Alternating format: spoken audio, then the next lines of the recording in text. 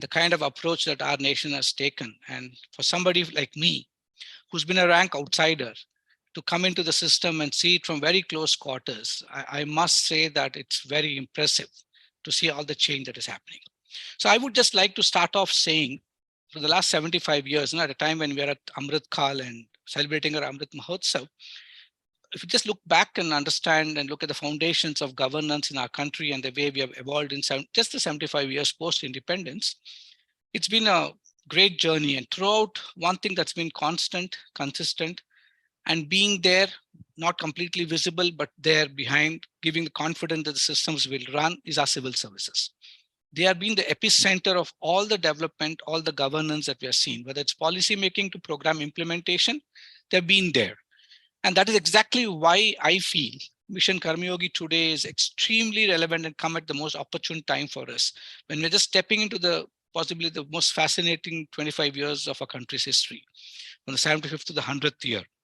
So just going back to our independence, just looking back and thinking a little deeper, a nation with 350 million people celebrating its freedom, possibly no other country in the world could have imagined that we could have got it in a non-violent means, great founding fathers.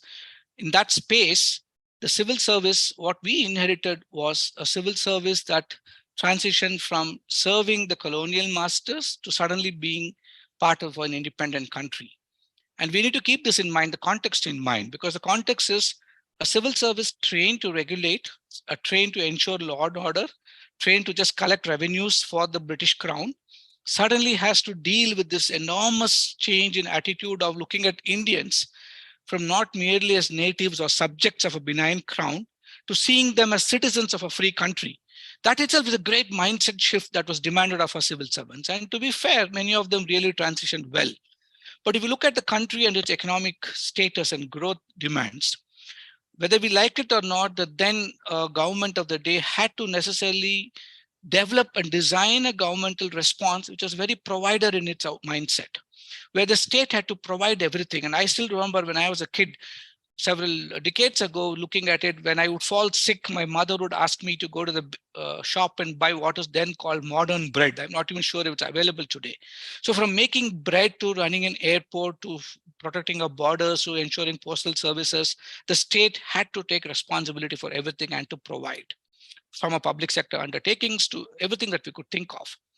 But gradually over time, as a state transition and we entered our 90s, and we suddenly decided that our nation is moving ahead and we needed to be part of the global economic bandwagon. We privatized, we globalized, we started plugging ourselves into global economic spaces. And in that situation in the 90s, overnight we said we are deregulating. So from playing the role of a provider regulator to suddenly be playing the role of a provisioner, a country came a long distance.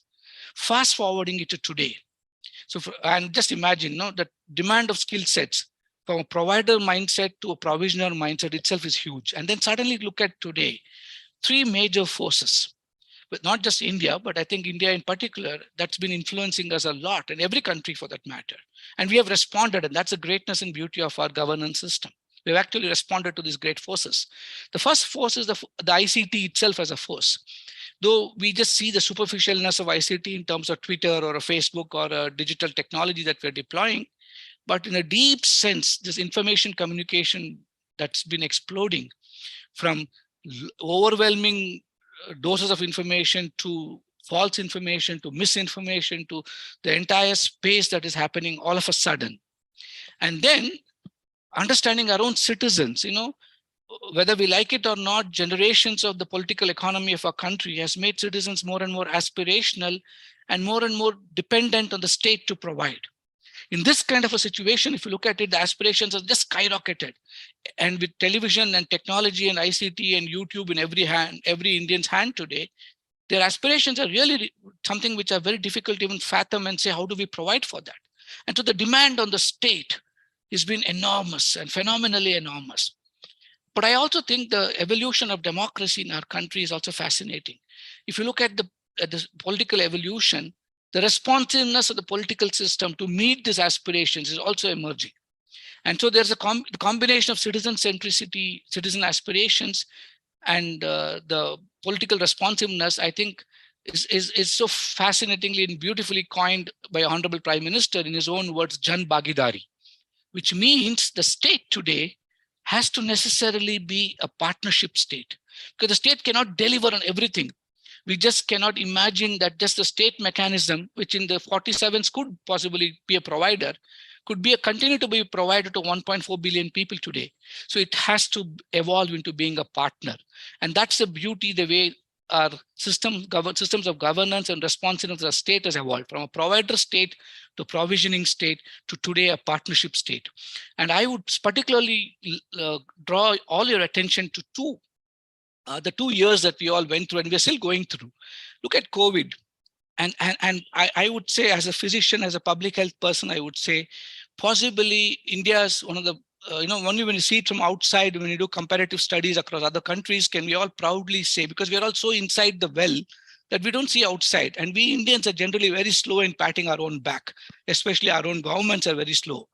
But the public sector response, I wouldn't just say the public health sector, the entire public sector, the way it responded, from technology to vaccines to COVID app to the entire system, the political class, all of them together, the way we responded and managed COVID also demonstrated that we as a nation can operate by functioning beyond sectors, reaching out to private sector, getting them to shift their production lines from just making cars to making masks, to making ventilators, all sorts of support was provided.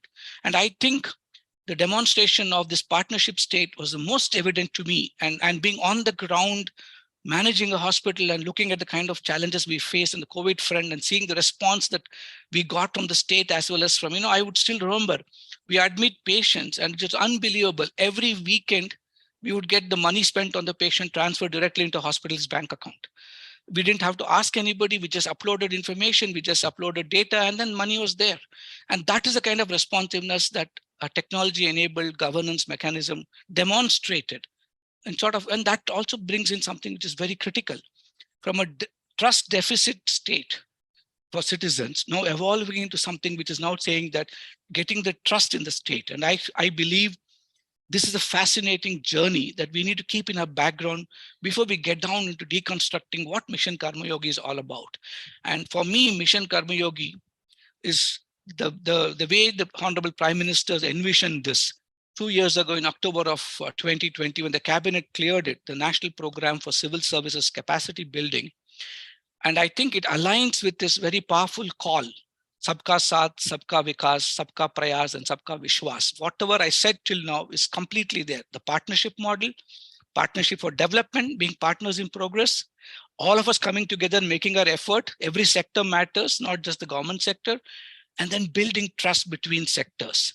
Now, this call is nice to hear, but the hard work to make this happen in a bureaucracy, which possibly, if you add the public sector undertakings, if you add the all the arms of the government, the parastatal people all put together across the country, the state and the national government would be around 4 crore people.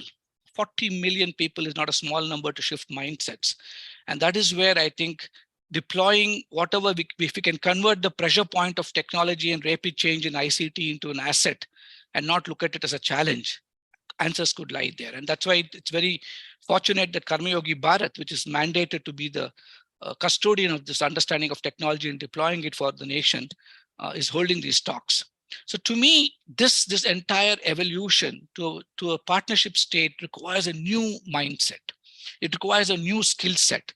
And if I were to just quote the Honorable Prime Minister and the 3 mandates, the way he conceived it was it looks very simplistic, but as we talk, we can deconstruct it.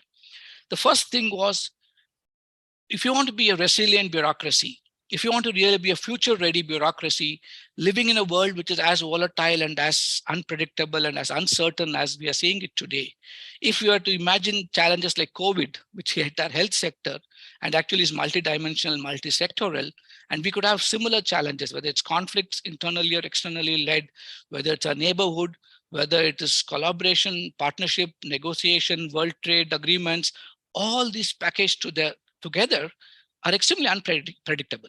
So we need a bureaucracy which is not just technologically sound, which is not just wise in its ways in which it can interpret and understand global situations, but is resilient. It can lead from the front. It can lead invisibly. And so many things can be done in such a way that you actually achieve targets in a measurable way. And all this is not easy.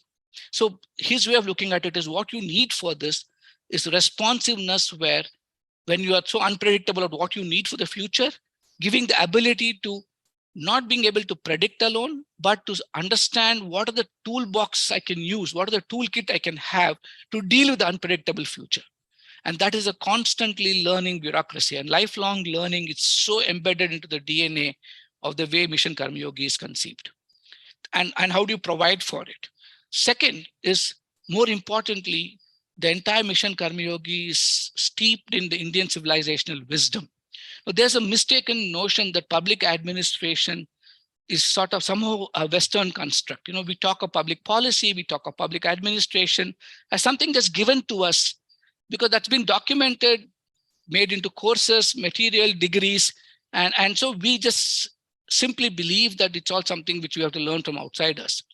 But some of our inscriptions, whether it is from Chanakya's time or from the Cholas, demonstrate what kind of a governance model we already had in place for a long time. And so just drawing inspiration from this and drawing inspiration from the greatest treatise, sort of, in my opinion, the greatest leadership treatise, the Bhagavad Gita itself. And I think it's so perfectly coined as Mission Karmayogi. And people can ask me, how does Karma Yoga even relate to this? And to me, it's in a very simplistic way. I'm giving in a very simplistic version of it. Is if we are all trained to operate in ecosystems, in highly unpredictable ecosystems, to just do our best, give our 100% without really worrying about the consequences of our action, to operate in ethical domains and dimensions. And if you look at the competency dictionary that DOPT had brought out a few years ago, where the stress on equity, ethics, and fairness and justice is so clearly embedded in it, I think all the spiritual values that we can sort of gain by operating, by living in the present, without really focusing on the consequences of what can emerge in the future, but constantly inspiring ourselves to act for the good of the nation, the higher purpose. And I can very powerfully remember a statement that Swami Vivekananda writes in one of his letters to the Mysore Maharaja. He had just gone with assistance from the Mysore Maharaja to the US for the Chicago address. And after a successful few months there, he writes a letter to the king, a very progressive king and extremely progressive in terms of public administration. And in that letter, what he writes is so beautiful. And I think it aptly sits in with what Mission Karmayogi is all about. And he says, "My dear prince," the letter goes like this: "The vanities of life are transient, but he alone lives who lives for others. The rest are more dead than alive." And I think Mission Karmayogi is a platform which brings life to the entire civil services in a way in which Swami Vivekananda demanded. Because our life, public service in the way Indian construct is a life lived for others, for the citizens. And this aligns perfectly with this next call that Prime Minister gave about being citizen-centric. The Antyodaya concept, everything being for the last man in the last mile.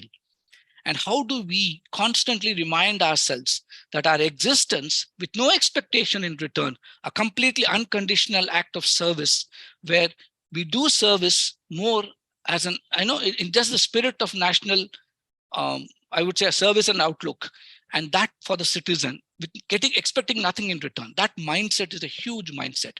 And that is what really is about evolving ourselves from thinking that I'm merely a salaried public servant, to evolving from thinking that I'm just doing my job. And many of us do it. We get up in the morning, go do a job very honestly, very ethically.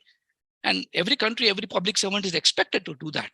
But the beauty of Indian public servant, the way Mission Karmayogi constructs it, is not just doing it, but evolving ourselves, transitioning to a journey of behavioral competency that we can acquire to become a Karma Yogi, where I give in my completeness in the service of this nation for the citizen, expecting nothing in return, and I do my very best, give my 100%. And that is the second mandate in a sense that we see. But the next one that we can all imagine and look at it is, how do we not only involve in this understanding of evolving into Karmayogi, but looking at ourselves as lifelong learners. But the third most important part of Mission Karmayogi, and I think it's so well thought of, is how do you enable an operating system? An operating system which for 75 years has thrived on, the colonial legacy of administration that we have in. I'm not saying it's right, wrong, nothing. I'm not passing a value judgment here, but I'm just giving a historical fact. Is we have all been trained to operate where the boundary lines are very clear, where the rules are constantly expressed, where we have 100 reasons why something cannot be done or something can be done.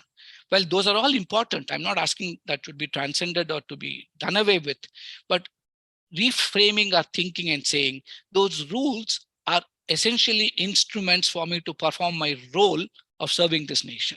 So shifting our approaches from a rule-based approach to a role-based approach. And I'll elaborate a little later how exactly can we do this.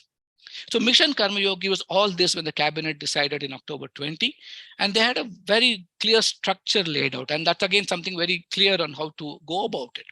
So let me go back to the basics a little more. Now you can all say, okay, capacity building commission or Mission Karmayogi. Why do you even need that?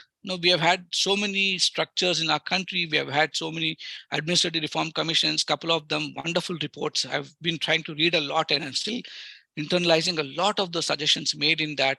We've had, again, a lot of successful models, especially in the Indian military, with our track constantly thinking about what kind of training needs that our military services would need and how do you provide for it and what kind of technologies will be there in a world with a lot of unpredictability, still trying to predict what kind of warfare will happen. So a lot of examples in our country, a lot of examples around the world, but bits and pieces, whether it's Singapore, whether it's South Korea, whether it's Australia, whether it's New Zealand, or whether it's UK.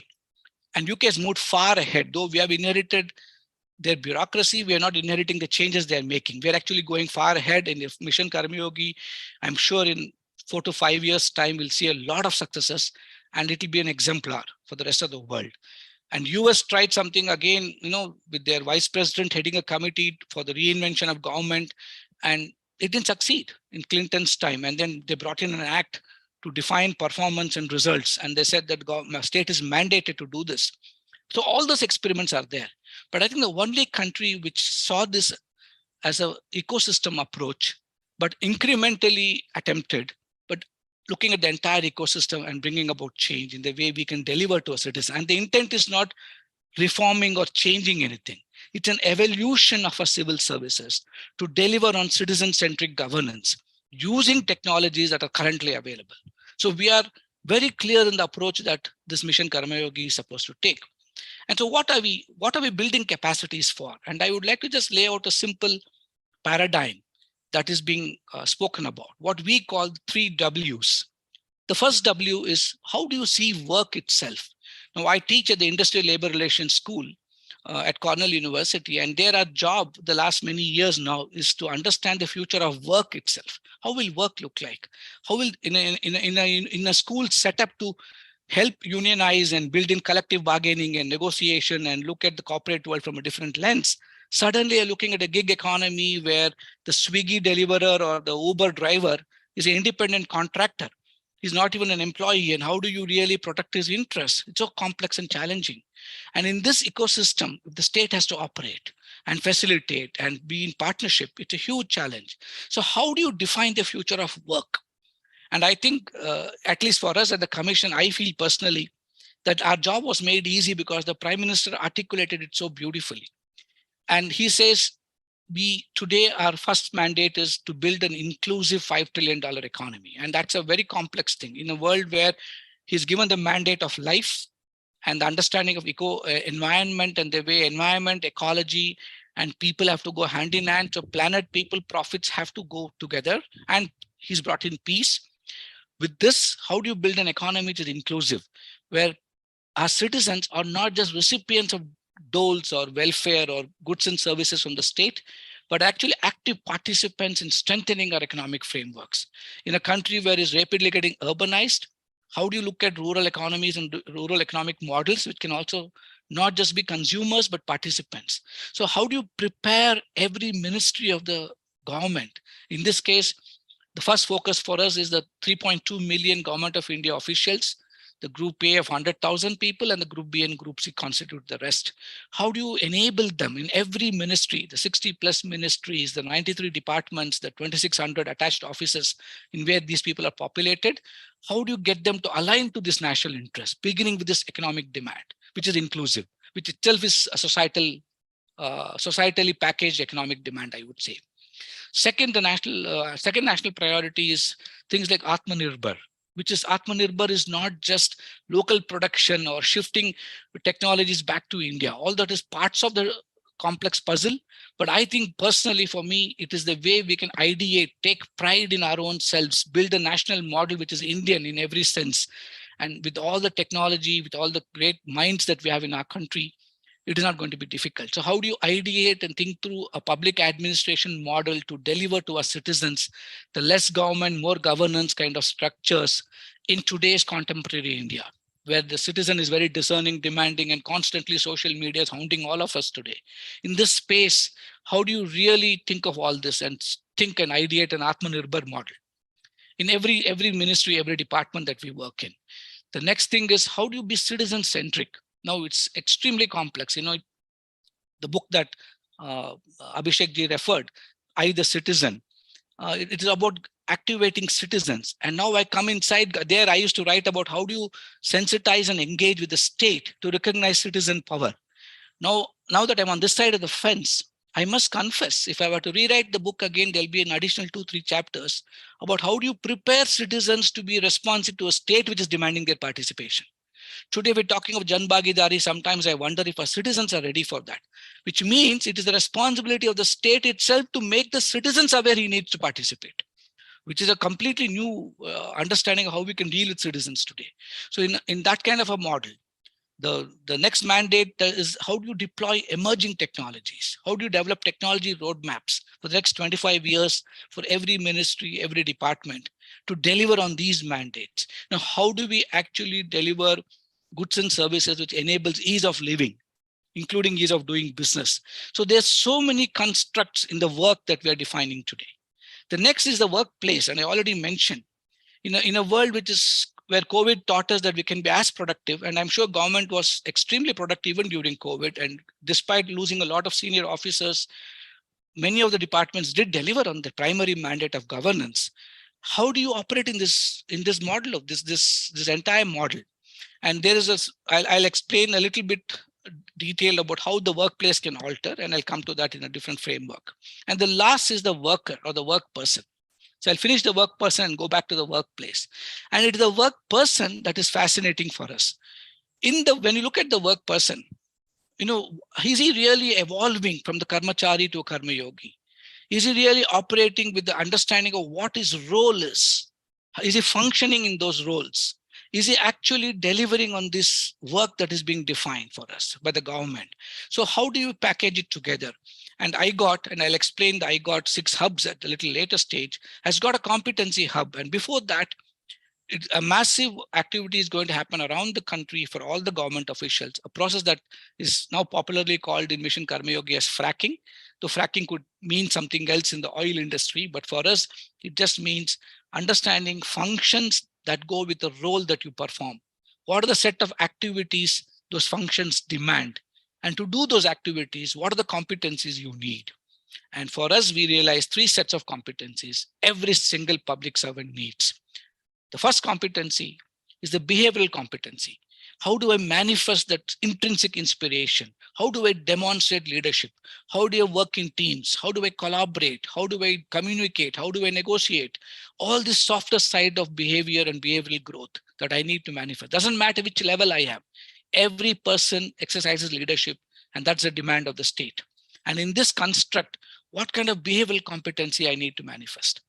Second, whether he's an ASO or a SO or an MTS or a driver, or he's the secretary of the ministry, all of us are playing a particular role mandated by a position maybe. In that position, I may be joint secretary today in health, tomorrow I may be joint secretary in education. In health, I may be looking at budgets today, tomorrow I may be looking at National Health Mission. So it might be different divisions I may take care, but still my role as a joint secretary is more or less clear and my expectations are clear. And for that, What are my domain competencies I need to know? And that's something which is something we are really mapping and now focusing on and doing it in a very structured way. I don't think it's ever attempted before. Now every single person, his competencies are getting mapped. Right now it is a lot proctored assessment, but it's more about self-declared understanding of competencies. And the third, and it is again something which for me, it seemed uh, like a no-brainer, but we never did it all these years, was domain competency. Today I'm working in maybe say agriculture, and tomorrow I get shifted to tomorrow morning to health. I'm simply expected to take over tomorrow morning and immediately start being a good joint secretary in healthcare. The expectation we make of our bureaucrats is so high that we never pause and reflect and ask ourselves, is the person even prepared to be delivering on this? He might be prepared as a joint secretary, but he doesn't even understand the demands of public health vis-a-vis agriculture that he served till yesterday. But now, very clearly what we are doing is moving on from getting the person to acquire the domain competencies he needs to operate in that role. So the worker is getting prepared, keeping the future in mind. It's not just current set of skill sets that he needs, but you're hoping as we evolve, as Mission Karmayogi evolves, to look at futuristic skill sets that he needs, in a sort of a predictive way. 3 years from today, 5 years from today, what are the kind of toolboxes he'll need? It's been attempted in the common mid-career training programs by looking at officers who served 20 years and looking at the next 10, 12 years of their service to the country, what kind of predictive competencies we can give to them also. Coming back to the workplace now that I spoke about earlier, we are trying to apply what is very simplistically called and popularly known in literature as MMO framework. The first we say is, does the system, the workplace where you're working today, does it even have an enabling environment? Does it have an ecosystem where extrinsic motivation is available to us? We all the time, there's something again I have seen coming from the civil society sector. We are all trained to operate from very simplistic understanding of resource limitations. We're always limited by resources, and we want us to deliver under limited resources. And I think the kind of resources, despite whatever people might claim, today we are, then as a nation, we have sufficient resources today to deliver on all the mandate that we are all talking about. And in this kind of a situation today, to appreciate that the workplace, the hygiene factors, the way we need to operate has to necessarily facilitate my expression of my public service desire. So what can come in the way of that expression? What are the barriers? Can we mitigate them? Can we relook at this? And this, the Capacity Building Commission is actually rolling out HR audit, looking at process audits and understanding what are the system challenges that officers might face in actually delivering. So one is intrinsic motivation. That is what the behavioral competencies can give. But I might be very inspired by myself to do public service. What are the ecosystem and external extrinsic motivations? What if they are not permitting me to work? So looking at those motives. And then we're looking at the means. Does the system have a facilitation mechanism? I was to joke around, and I think this is something we all need to keep in mind. Till today, all our training programs were supply driven. A circular comes from Labas now or from one of the training institutions saying this program is being offered and please recommend somebody. ISTM will write to all of us and we say, okay, there's a program happening, send your ASOs or SOs. But that construct is changing. Today, the government is looking at a demand-driven ecosystem. And that's the beauty of Mission Karmayogi itself, where the officers demand what is the requirement, what is the need, and the supply side is supposed to facilitate and provide that. So the workplace is evolving where the means are being provided for us to perform. And like I said, all this are the undercurrent sort of underpinning foundation. I'm not saying everything is getting delivered today, but I'm very confident 3 to 6 months from today, all these pieces of the puzzle will be in place. And we'll all start seeing these changes and experiencing these changes. Many of it is already rolled out today. So the workplace understanding is evolving into making sure that my motives are being addressed extrinsically. The means that are going to be given to me to be using those toolkit is taken care of. And finally, I'm provided with the opportunity. And that's why if you look at IGOT, one of the hubs in IGOT is called the Career Hub, where we're actually creating this space where opportunities are going to be transparently disclosed on IGOT. And if you think that you have the competencies and you might actually be counted for it, there'll be a possibility sometime in the foreseeable future where these kind of opportunities will be available for us to even sort of look at and say, okay, I may have these competencies, or I want to acquire these competencies for me to perform better. So the whole situation is being addressed, and the way the rule to role based HR management systems are being put in place, I think the structure that has been created for this is again something we all need to look at, and it's something well thought through at the highest level, headed by the Prime Minister, and that shows the importance the political executive is giving to this whole transitioning process. Prime Minister heads the Prime Minister HR Council. The council is yet to be formed, but the Prime Minister is now overseeing it. That is at the highest level. Then the Cabinet Secretariat Coordination Unit is mandated to oversee the program, ensure reforms are in place, the entire supporting ecosystem, the workplace measure that I spoke about. And you're already seeing a lot of changes. In the recent Good Governance Day, so many things were announced, and all these are part of the whole thing. Whether it is the induction program already made available on IGOT, to RM that is happening for quite a few years now, all these are small pieces of the puzzle that you're seeing. And moving on to looking at the heart and soul of what is called of the Mission Karmayogi is the Capacity Building Commission, which is constantly asked to mandated to look at how do you standardize learning resources, how do you look at the entire learning ecosystem, how do you oversee all the functionally oversee and supervise the training institutions, the 25 CTIs, the 33 ATIs, and several hundreds of close to 800 other training institutions of the different ministries, and harmonizing all the learning and making sure there's cross-pollination, there is de-siloization of government, recommending policy changes to the DOPT, publishing the annual report, aggregating all that work that is getting done for Parliament. All these different things are happening at the Capacity Building Commission. And as most of you might know, it's a 3-member commission. Again, the way the commission has been constructed, and I think this again symbolizes the collaborative spirit the Prime Minister must have had in mind. The commission is chaired by a person who brings in Adil Zainul Bhai, who brings in, it was earlier the Quality Council of India's head. He brings in the private sector skill sets and understanding the private sector world, the consulting world. I bring in the civil society, the citizen mindset, and the academic world and academic frameworks. And my colleague Praveen Pardeshi brings in an insider's view, having served his entire life in the bureaucracy, he's 85 batch civil IAS officer. He brings in how the system operates. And the secretariat is headed by Hemang Jani, the secretary of the commission, and he brings in also his own experiences with the system for a long time and the international bodies like World Bank. So I think the skill sets that we have come together or brought together in this Capacity Building Commission is this idea of how do you combine the knowledge of different sectors for states to really deliver. And the other important wing, and I think this is again possibly something which all of us can be proud about once it's completely put in place, which Abhishek is spearheading, is Karmayogi Bharat, or what we earlier used to call IGOT, the Integrated Government Online Training. It will be the world's largest LMS system, possibly providing maybe 50, 60,000 courses at some point of time. It will be a marketplace where we can have anywhere, anytime, any instrument learning.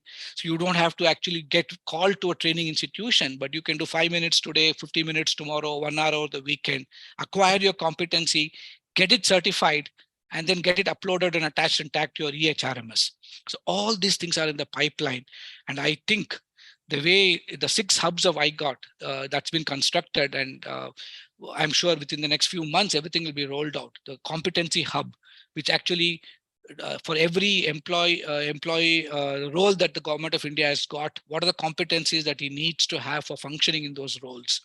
A learning hub where each of these competencies are mapped to several thousands of courses that are available, and you can choose the course you want to do it in at the state expense. It could be the best of learning material from around the world, and many of them produced by our own country. And that is the Atmanirbharate we're looking for.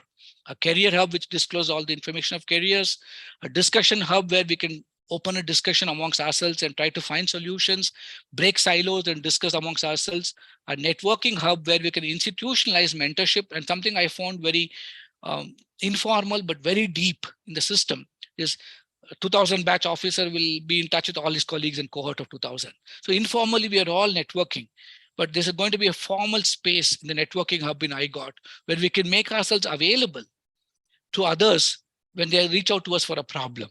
And there's an events hub which will tell events like this, which can get announced in one place. So I think once they're all done and the data emit that will get thrown up by IGOT, all the technology that we are having today, and what we can all analyze at CBC and make sure that learning truly gets democratized. We can really de-silo-ize. And all this learning material is all packaged on very strong andragogic principles, where we are looking at 70% of learning coming from practitioners, whether they teach in CTIs, ATIs, or through the digital learning resource that IGOT is going to put together. We are looking at that 70% being driven by experiential learning principles, where you actually simulate work environments and problems. 20% being relational learning, where we learn from each other, the mentorship and stuff that I spoke about, and only 10% going to be informational learning, because that's all you need. So all this is happening. And with the Honorable PM in the previous Chief Secretary's conference, having given a call to the states also to utilize the Capacity Building Commission and the entire Mission Karmayogi framework, we are also available for states to use. IGOT, actually more the merrier for IGOT. We want more and more government officials anywhere in the country wanting to use and actually benefit by all the learning resources. So I think, to conclude or summarize, we are all at a phase where a great transition is happening. Enormous constructive change is happening.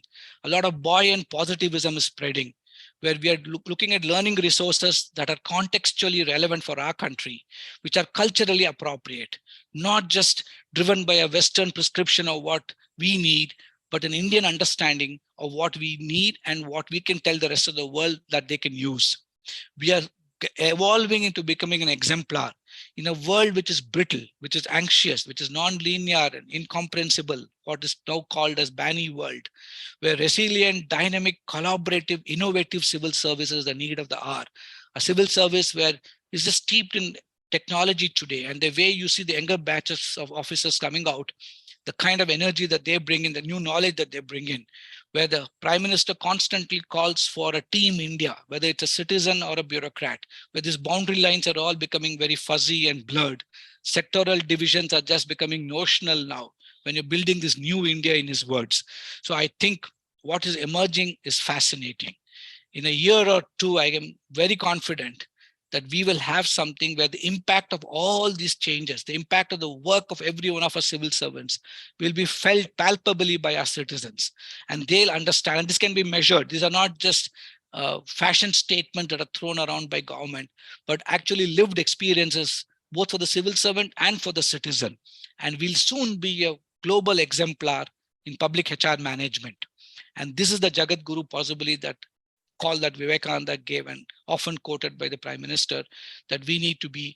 And that is why part of the mandate of the Capacity Building Commission is to document, learn, put it all as a repository, and then take these success stories into a global HR summit where global leaders can come together, not just discuss economic growth in the Davos kind of event, but talk only public HR and the lessons we can all learn to make this world truly a better place.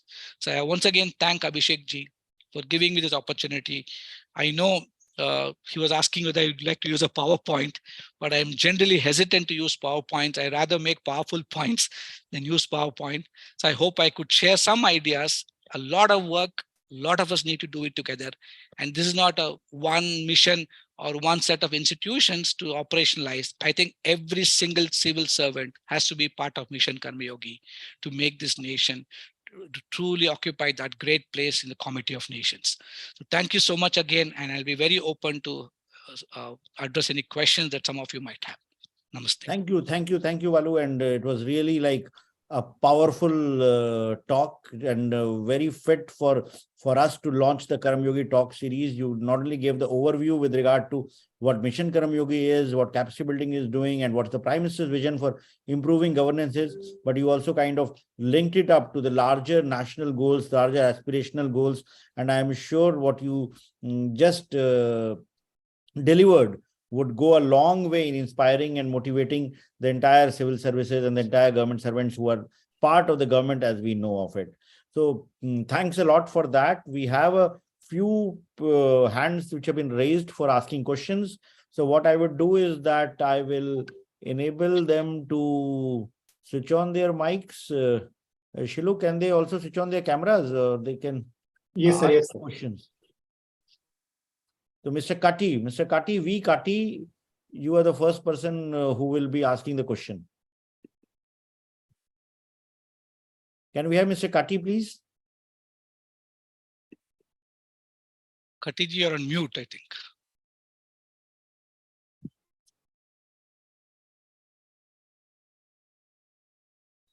Then Mr. Deepak Mishra.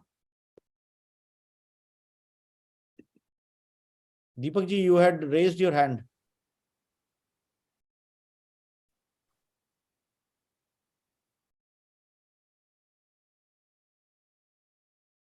You can also type in your questions in the chat box. Neeraj Kumar.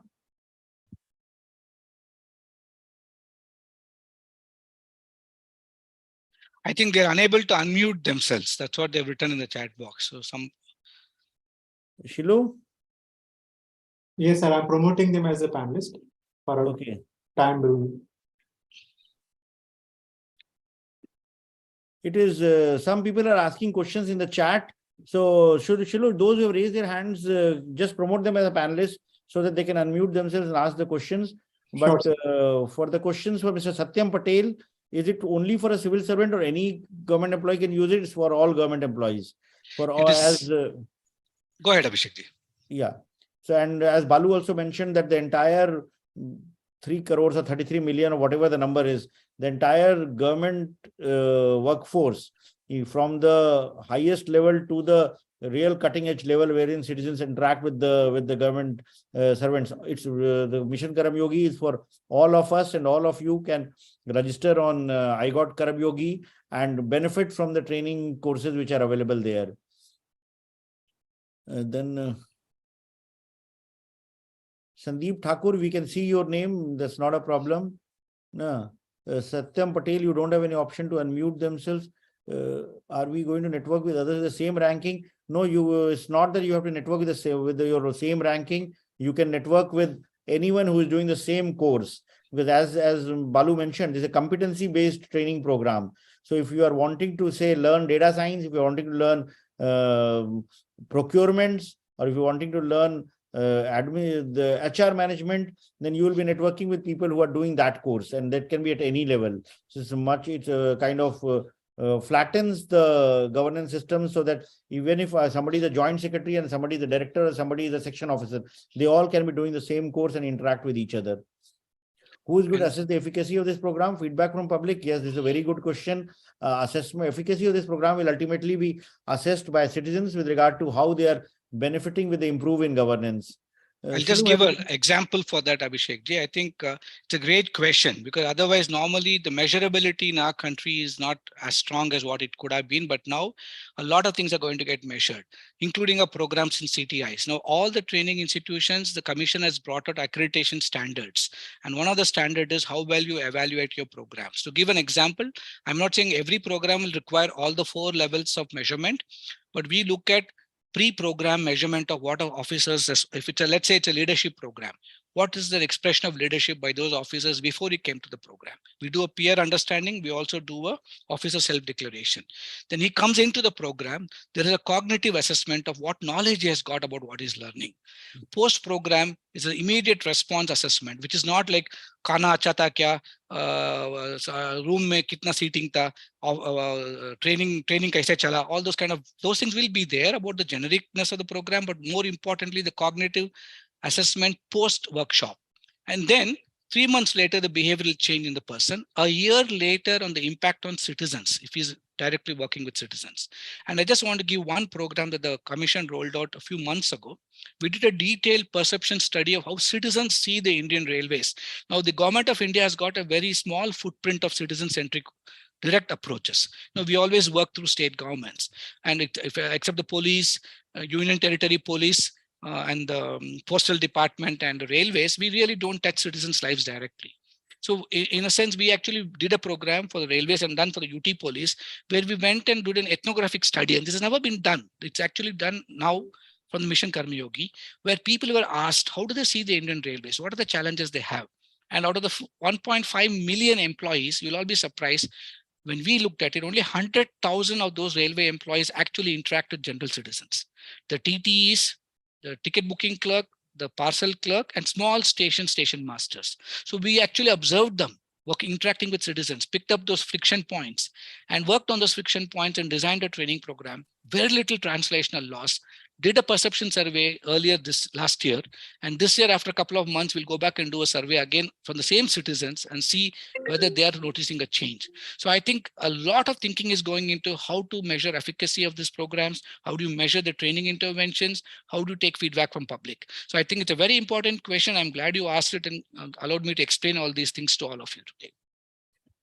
Thank you. Thank you for answering this. We have promoted some of those who wanted to ask questions. Varnali's director is a civil servant from Assam. Would you like to ask some question? Can you unmute yourself, switch on your camera if you can, and ask any question that you have?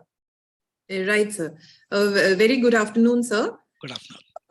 I just wanted to know, actually, a lot of times, I am currently, sir, Collector Kokrajhar and also the director of the Boroland Administrative Staff College here, sir.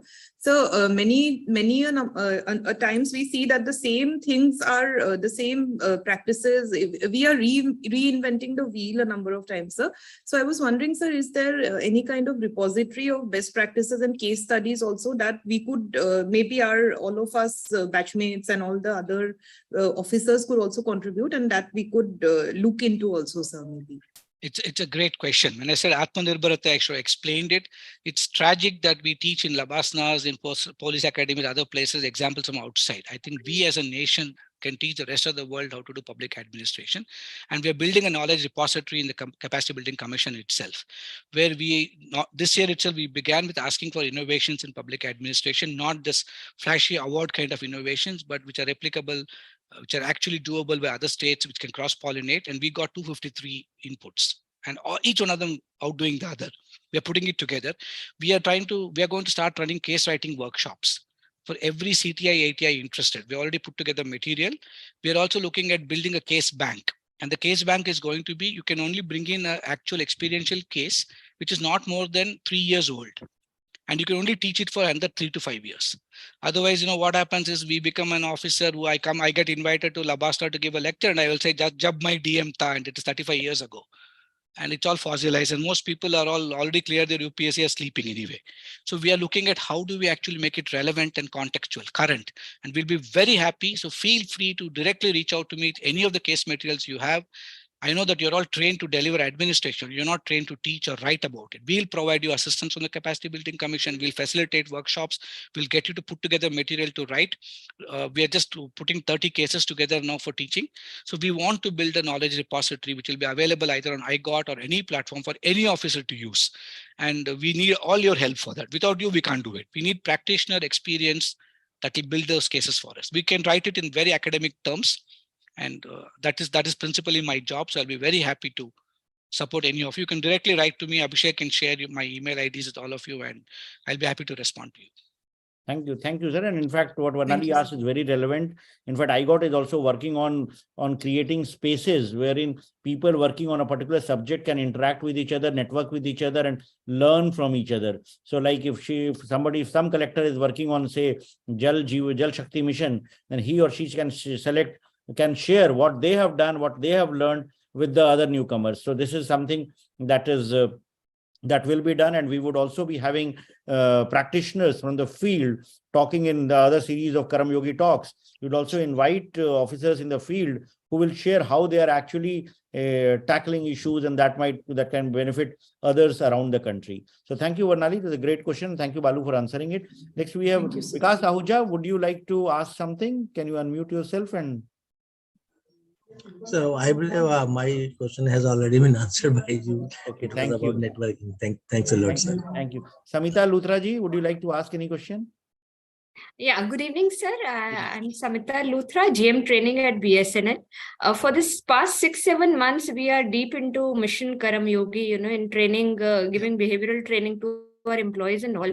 I have one question with respect to iGOT. My understanding till date has been that, we've done the fracking part and we want our employees to onboard iGOT in terms of employee telling that, okay, I have these set of competencies, and for this particular position, that he's on, there is a certain level of competency. So there is a competency gap that comes, and based on that competency gap, we are giving him trainings.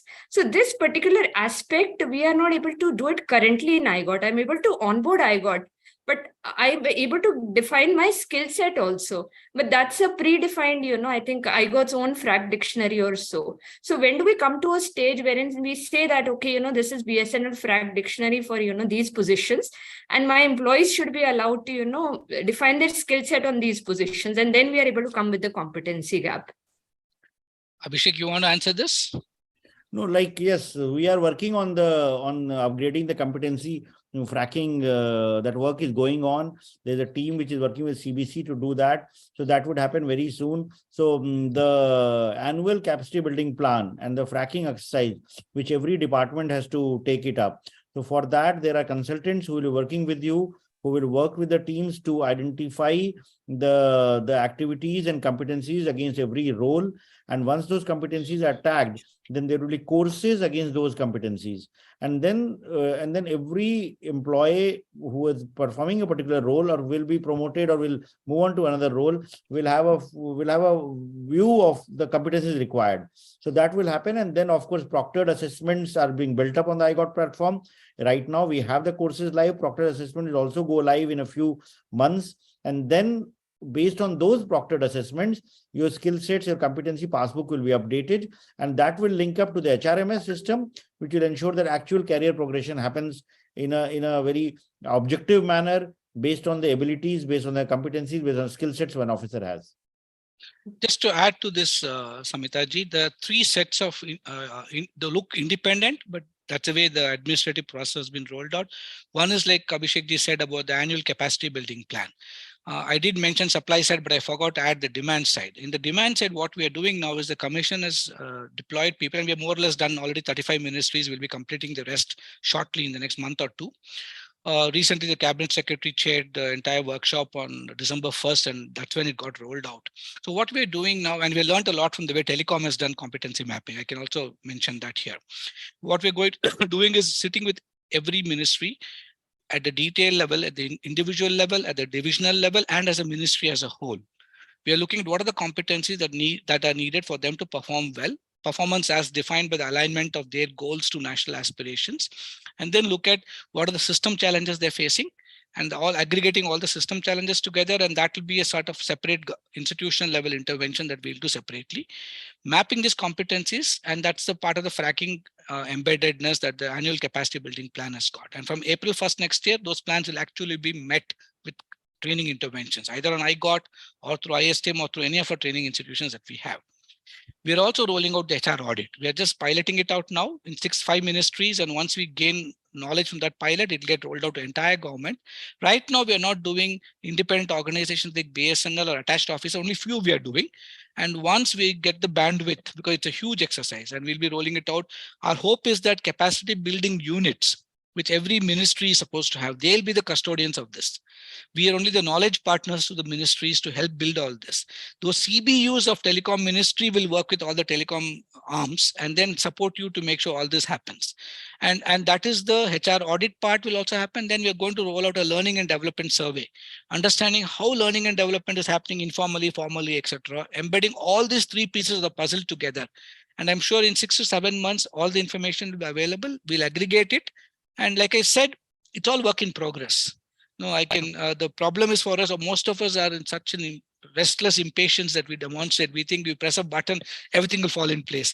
I come from that space. And now I have taught myself patience and say, I think we need to make sure, and there are millions, and nobody talks in millions. For us, in a little micro world, I operated, the maximum number was, I've headed an organization of only 800 people.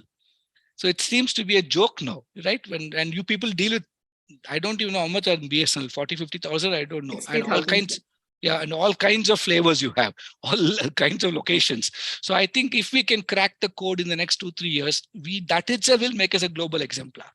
And all of us have to work together. I'm not convinced. It just can't be one institution. We all have to work together for this. Right, sir. Thanks a lot, sir. Thank you. Thank you for clarifying it further. And thank you, Samita. It was a great question. We look forward to working with you and your team as we take the IGOT Karmayogi platform forward. Neeraj Kumarji, do you have a question? Sir, good evening, sir. Sir मेरा question ये है कि sir मैं हूँ technical knowledge, हमारा क्या जो work है टेक्निकली ज्यादा है, But in spite of technical, we need some administrative knowledge also, sir, because we are leading the some procurement, some some other administrative work, sir. कहाँ पे काम करते हैं नीरज जी आप? सर मैं नेशनल टेस्ट हाउस में काम कर रहा हूँ, सर, नेशनल टेस्ट हाउस. अच्छा, national test house, department of consumer affairs में. Yes, absolutely, sir. Very good, sir. The National Test House is a Department of Consumer Affairs agency, and it's one of the very active participants on I Got Karmayogi platform. He's asking about technical questions. Would you like to answer them? Yeah, Neeraj ji, I think it's something which is very important. There are two levels of technology that we are now recognizing when we start interacting with different government officials. One is a 101 level, right? You know, what should I know basics, and most of it relates just application. At a simple level, e-office कैसे use करना है मुझे, MS Office मुझे सीखना है, और cyber security के बारे में थोड़ा इंट्रोडक्शन दे दीजिए मुझे. इस तरह का बहुत सारे 101 लेवल का नॉलेज सब लोगों के लिए होना चाहिए, and that is one level. There's a 201 level, which is the kind of questions that you're asking, which is deep domain knowledge. Now, either we have to get it through specialized training programs. Once we do the capacity building plan for NTS, that will give us the entire picture of that. It could either be done through IGOT if it is very informational driven. If it is more hands-on, immersive driven experiences, we have to send you to technology places. And that's the kind of work we're doing. Right now, we are not come to NTS as said. Consumer affairs is happening. We're taking small institutions attached to it. Eventually, we'll come to you and we'll do the entire capacity building plan. And that is where we'll definitely be resolving your issue. But that is something which has to be addressed, because technology is integral to it. We just cannot sit back and say it'll happen on its own. A lot of things have happened, but I don't think right now it's at the level you are talking. It's a 101 level. जैसे एक course I got for emerging technologies का. Oh, introductory course. How does emerging tech? What does it mean? Because everybody throws down this word AI, ML, blockchain. लेकिन simplistically क्या होता है, कैसे use कर सकते हैं हम, drones को कैसे use कर सकते हैं हमारे काम में. This kind of simple things are there, but the actual depth is when we do the mapping that we come to you for. I think a lot of questions in the chat box. Abhishek, you want to take a look at that? There is another Charu Singh wants to ask a question. Can you take that? Then we'll go to the chat box. Sure. We promoted them. We wanted to ask them direct. So that the sense of involvement is there. Yeah. Charu, do you have a question? I think it unmutes. Yes, sir. Yes, sir. Thank you. Thank you, sir. Hi, Dr. Balu. My question was about, the Mission Karmayogi and how one can plan to have strategies in place so that the benefits of this mission can be percolated down to the BDO level. Because I think, largely India today is still rural India, and the BDO is the main person who implements the schemes, operationalizes them. So for them to, get into this whole rigmarole of things, how do we plan to do that? It's again a wonderful question. I'm glad you're all asking these questions. You can clarify a lot. See, I think post the Chief Secretary's conference that, can you hear me now? Can you hear Charuji? Abhishek, you're able to hear? Yes, you're very well, I'm sorry, I can't hear you. No, he's audible. Charu. I think there's something wrong with your systems, Charuji. I can speak Balu very clearly. Okay. Can you hear me now, Charu? Let me at least answer. If the others are able to hear, I can at least try to provide the answer. See, the way we are currently operating and being a federal structure, etc., the depending on whichever government wants to reach out to us, several governments have reached out to us. 11 state governments have already reached out. Post the Chief Secretary's conference, the CM chaired. And I am sorry, Charuji, I think this must be a problem at your end. Others are able to hear? Yeah, we are able to hear. Yes, sir. Yes, sir. Yeah. So what we are looking at is, I'll answer it for the benefit of others. It's important. Is all that it requires is either the Chief Secretary of the state or the Secretary in charge of the JAD or the DPR, as it's called in different states, reach out to us and write us an email or a formal letter. And then we come there and make a presentation to the Chief Secretary and all the secretaries of the state. Our request would be, in the commission, we have divided the states amongst us members. And so each of us look at a particular state. I look at some 10 or 11 states. Each of us do different state oversights. And once they reach out to us, we come there, explain the whole thing. We have brought out a document called How Can You Work With Us in States? There's a MOU they need to sign, a tripartite MOU with the Capacity Building Commission and Karmayogi Bharat as the two parts of the agreement, and the state itself. And then depending on what your needs are, you can ask us.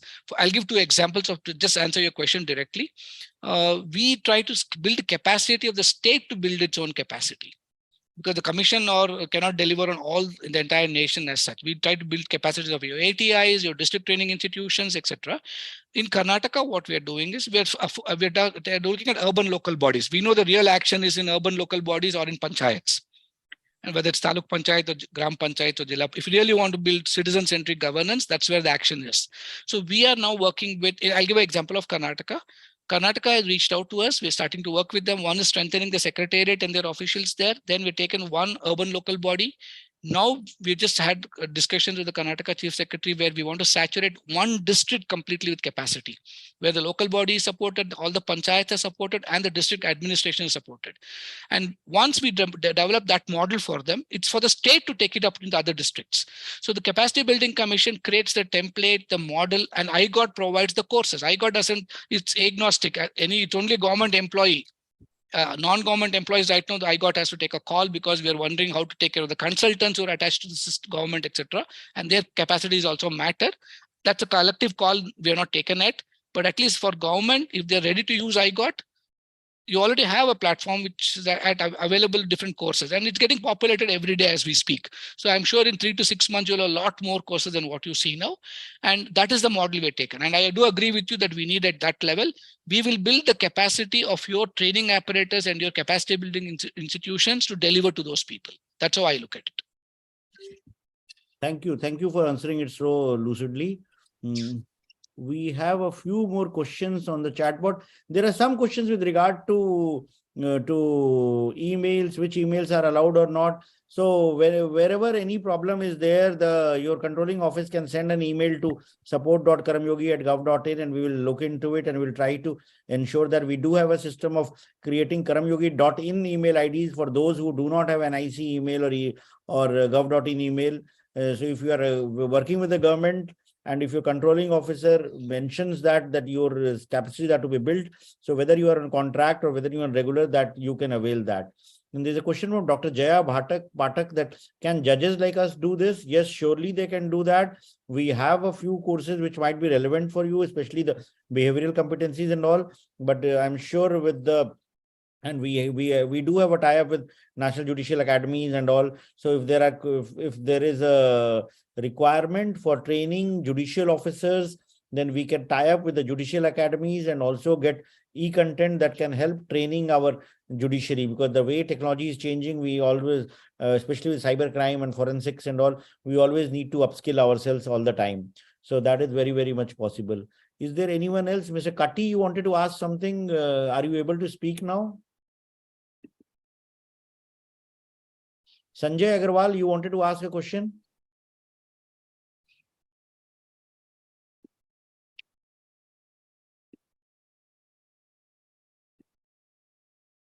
Then contractual employees, Dr. Abhishek Roy has asked, how is it different from NPTEL and SWAYAM courses? It's totally different. I don't have any question right now. Who is this? Sanjay Agarwal. You don't have any questions. Okay. Dr. Abhishek Roy has asked, how is it different from NPTEL and SWAYAM courses, and whether practical hands-on training will be conducted in Karmayogi courses? So like it's totally different from NPTEL SWAYAM, because NPTEL SWAYAM is just an LMS. And as Balu mentioned, IGOT Karmayogi and Mission Karmayogi has got 6 pillars. So it's not only consuming an online course, but it is also mapping it to your competency, ensuring that your competency passbook is updated. There is a discussion forum, there is a learning forum, there is an events forum, there is a career forum. So these 6 hubs of Karmayogi makes it different, because it's one linked to your competency, and number 2 also linked to your career planning. So that way it's different from NPTEL and SWAYAM. And hands-on training, yes, there are certain courses which we are running in a hybrid mode.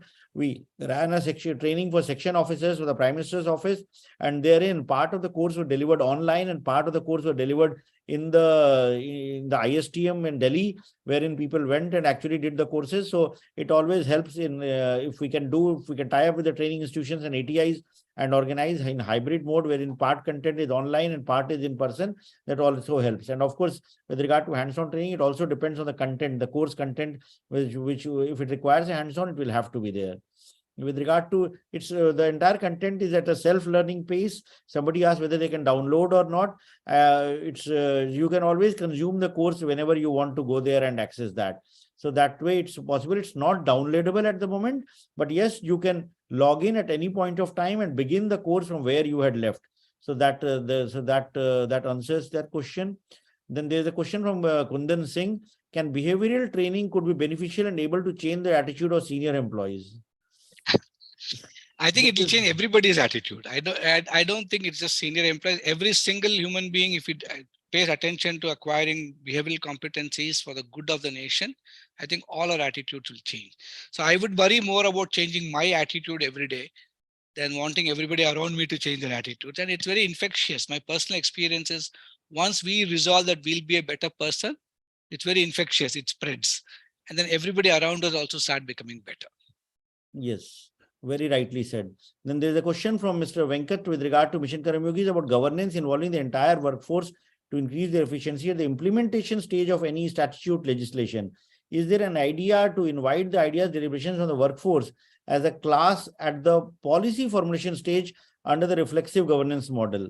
So here, in fact, I would like to say that Government of India has been doing this consultative process at the policy formation stage for quite some time, at least last 5-6 years.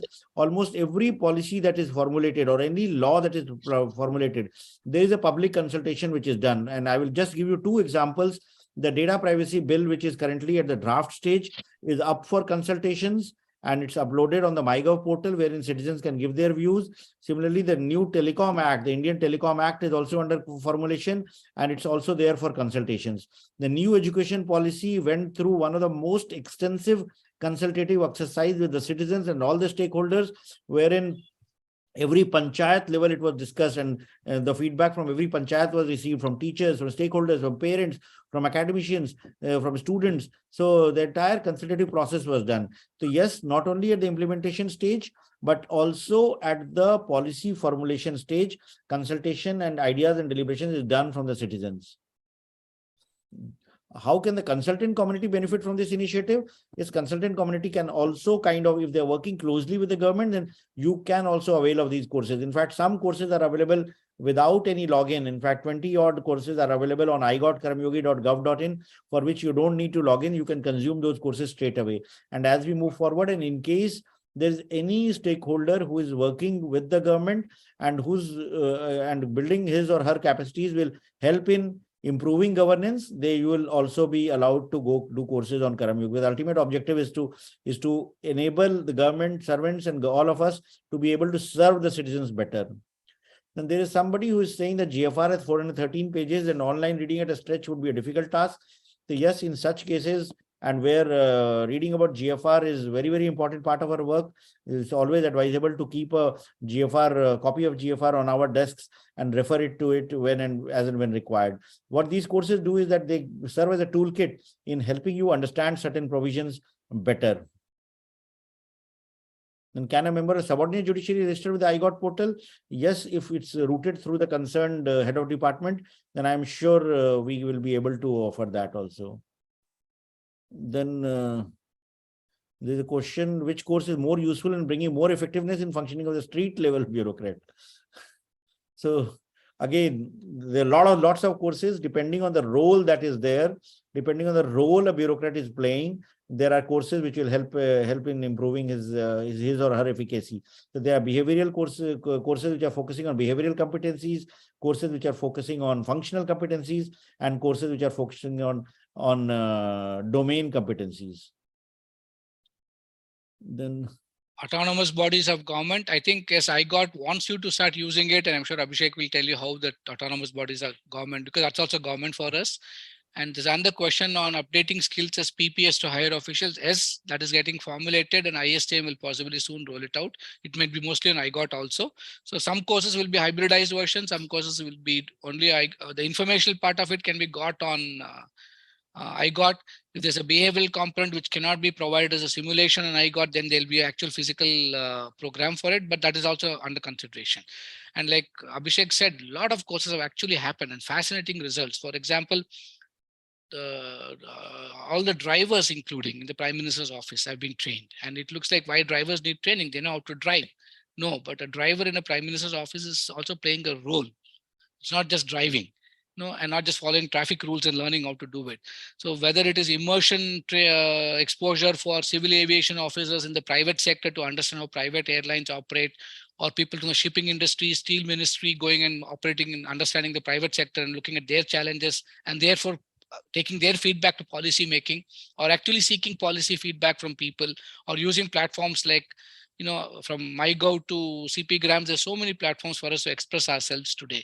So using those platforms, I think, like I said, some of us might still be uncomfortable or restless with the pace of change, because everybody has got a tolerance of how fast change should happen, or intolerance for how slow change is happening. But I can tell you this much, that the winds of change have begun, and I think they're going to only gain momentum. And 3 to 6 months later, then there will be any new software, will it a bug? We never criticize and complain. We'll wait for the update to come, download it, and then use it. I think we also have to be a little more considerate of ourselves and not as self-critical as sometimes we become. There's a lot of good happening. So my only final word that I would say is we all have to train ourselves to look at the silver lining. We've trained ourselves for several decades to only look at the dark clouds. I think we should start looking at the silver lining and say that what is my role in expanding the silver lining, which will keep reducing the dark clouds. And every one of us does this. Just imagine 4 crore government employees start doing this. There'll be no dark cloud in this country at all. And I'm hoping that this revolution, I would call it, and in fact, the journal article I wrote about this is titled The Silent Revolution. It's actually a silent revolution. And I'm sure 3 to 5 years later, our citizens will thank us for it. And that's the country we all need to hope to create. So thank you once again. I think it was great participating, sharing, and it was so engaging and interactive. And we learned a lot from your questions. So thank you, Abhishek ji, for setting this up. And thank you, Balu, for doing this. It has been a very engaging session. In fact, we planned it at a very short notice. But thank you, sir, for doing this. And I also thank all the participants who have joined in.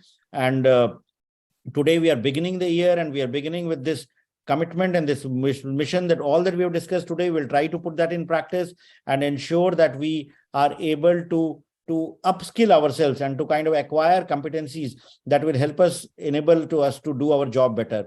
So at the very end, I thank all the participants. I thank Dr. Balu. And more importantly, I would also like to extend a heartfelt thanks to all my team members who worked tirelessly through the 31st and the 1st, through the weekend, in order to make this event happen. So special compliments and thanks to all my I Got Karmayogi team members. And I am sure beginning this on this new year will help us having many more such Karmayogi talks in the days to come. Do write to us with regard to what you would like to listen to, what you would like to do that, so that we'll get the right experts to interact with you, to share with you, to hear from you what we should do better. So thanks again, everyone, for joining, and wish you all a very, very happy new year once again. Thank you. Thank you, sir.